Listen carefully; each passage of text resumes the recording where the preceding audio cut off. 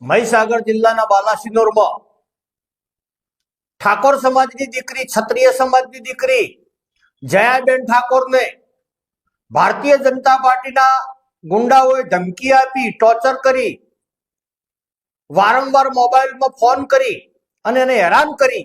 એ દીકરી અમની હેરાનગતિના કારણે, અમની બીકના કારણે બેભાન થઈ નીચે પડી ગઈ અને એટેક આવી ગયો. એને હોસ્પિટલમાં દાખલ કરી.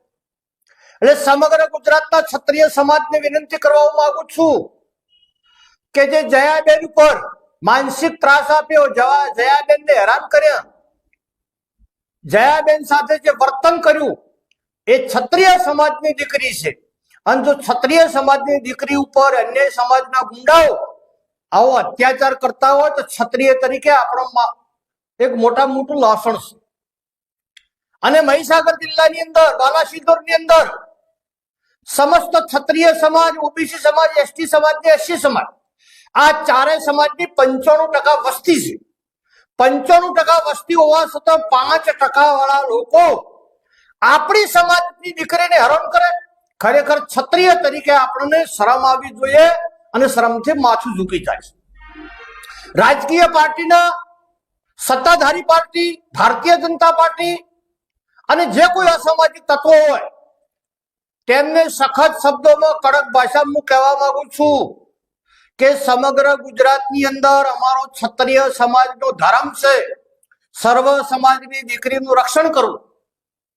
એટલે ગુજરાતમાં ઓબીસી સમાજની દીકરી હોય, એસસી સમાજની દીકરી હોય કે એસટી સમાજની દીકરી હોય કે સમાજમાં કોઈ પણ 18 આલમમાં ગમે તે સમાજની દીકરી હોય, એના ઉપર કોઈ પણ લુખા તત્વ હેરાન કરશે તો આ ક્ષત્રિય સમાજ સાંખી લેશે નહીં. અને વિશેષમાં હું કહેવા માંગુ છું કે અમારા ક્ષત્રિય સમાજનું પ્રતીક તલવાર છે. હર ક્ષત્રિયના ઘેર તલવાર હોય છે. એ તલવાર અમે શાકભાજી વાઢવા માટે નથી રાખતા.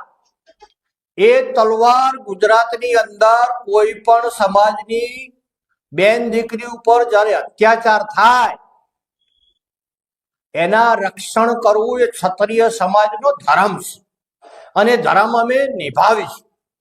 અને સાથે સાથે કહેવા માંગુ છું કે 31/3/2025 પહેલા લુણાવાડાની ધરતી ઉપર બાલાસિનોરમાં નવઘણજી ઠાકોર આવવાના છે. બધા ગુંડાઓને જાહેરમાં કહું છું, તમે તમારી તૈયારી કરજો, તમારાથી જે થાય ઉખાડી નાખજો. હું એકલો આવવાનો છું અને મારી સમાજની દીકરીને જે અપમાન કર્યું છે એનો બદલો હું લેવાનો છું. ગુજરાતની અંદર ક્ષત્રિય સમાજ, ઓબીસી સમાજ ને એસટી સમાજ, આ સમાજો ઉપર અત્યાચાર થઈ રહ્યો છે. અમદાવાદ, કેશવનગરની અંદર ઠાકોર સમાજના મકાન પાડી દીધા. ઓઢાવા અને અંબાજીમાં માલધારી સમાજના મકાન પાડી દીધા. એસસી સમાજના મકાન, એસટી સમાજના તમામ સમાજોનો અન્યાય સરકાર કરી રહી છે. એનો બુલંદ અવાજ માટે 1/4/2025 ના રોજ ફાગવેલ મુકામે ભાથીજી મહારાજના આશીર્વાદ લઈ અને એક ગભે મારા ક્ષત્રિય સમાજનું પ્રતીક તલવાર, એક ગભે આદિવાસી સમાજનું પ્રતીક ધનુષ અને બાણ, એક હાથમાં મારા માલધારી સમાજની લાકડી, એક હાથમાં બાબા સાહેબનું બંધારણ, પોચમાં મારું મસ્તક. તમારા ગુજરાતમાં જેટલા ગુંડા હોય એટલા રોડ ઉપર ઉતારી દેજો. પરિવર્તન એ જ વિઝન મારું નિશાન છે. અને વચ્ચે કોઈ આડા આવતા નહીં. મહેરબાની કરીને કે ના છૂટકે અમારો ક્ષત્રિય ધર્મ અમારે નિભાવવો પડશે. જીતીશું તો ગુજરાતમાં રાજ કરીશું અને મરીશું તો પાળીઓ થઈને પૂજાઈશું. સૌને જય ભવાની.